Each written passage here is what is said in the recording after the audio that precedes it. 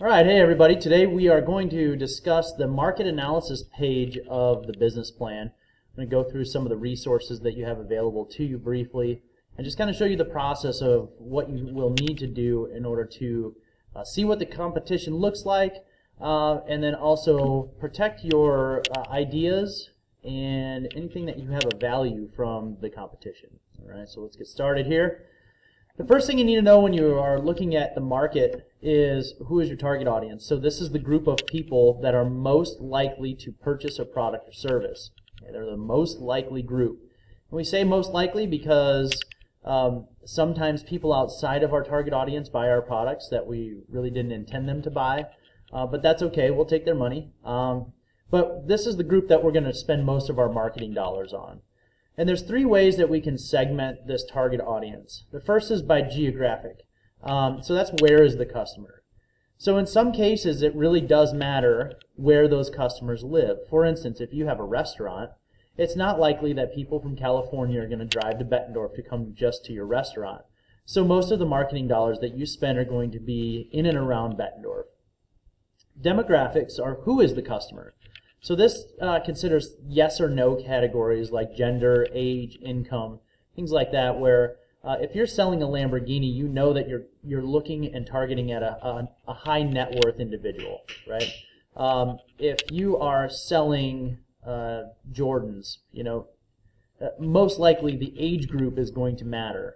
So that's the demographic segmentation. And then you have psychographics, which is the why are these people buying? So it's things like habits, lifestyles, hobbies.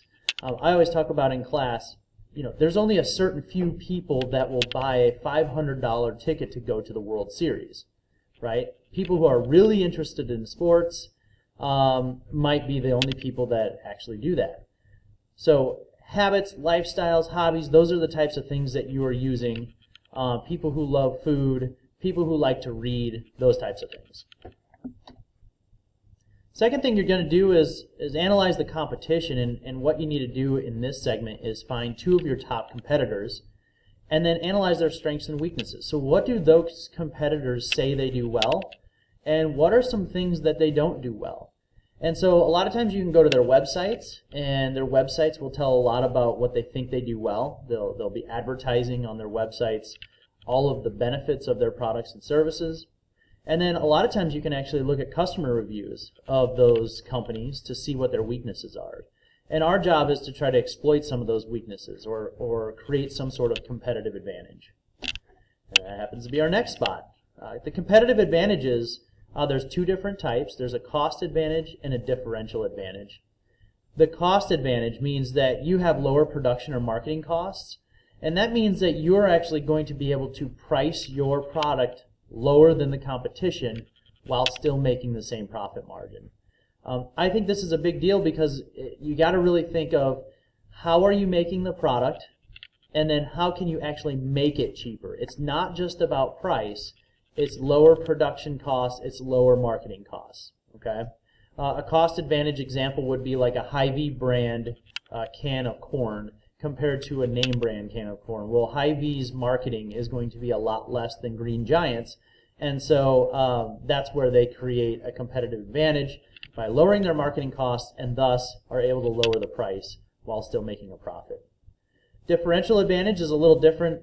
That's simply unique benefits that your company provides. So maybe it's better customer service. Maybe your product has a better feature like it's waterproof or it's indestructible, something like that. So what is the unique benefit that you offer the customer? Sometimes you can have both of these advantages, but quite often companies will have one or the other. So you'll either have a cost advantage or a differential advantage, and then in this page you'll explain why. And the final thing with the market is understanding that you want to legally protect parts of your business, and that's where intellectual property comes in. Okay? Patent is legal protection of an invention, and so if you come up with a new idea, a new invention, you would actually register with the U.S. Patents Office, and you would have legal protection of whatever it is that you've invented for a period of time. Copyright is legally protecting a work of art. And so if you kind of think, Okay, well, musicians create works of art, painters and artists create works of art.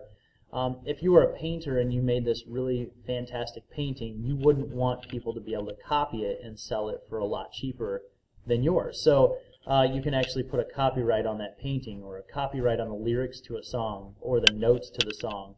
A copyright can be used for books, things like that.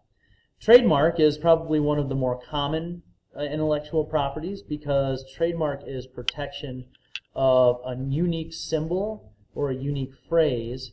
It also can protect your company name. So, for instance, the name Starbucks is worth a lot of money, and Starbucks doesn't want other companies using their name out in the market, because it would confuse the customers, and maybe somebody with an inferior product might put Starbucks on it, or a logo that looks like Starbucks, and maybe it's a really terrible cup of coffee, right?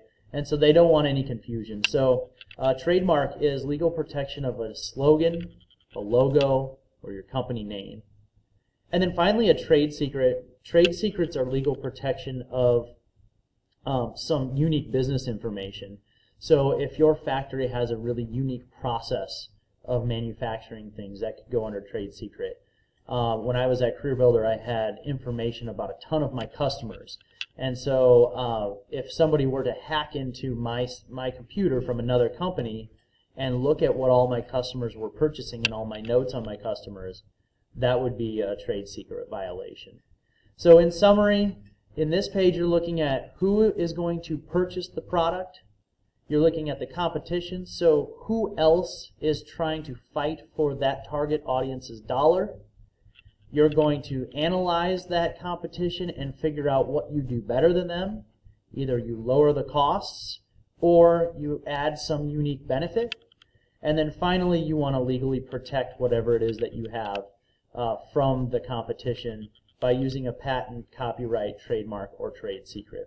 I hope this video helped you understand this section of the business plan.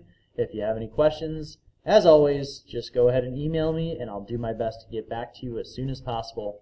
I hope you all have a great day.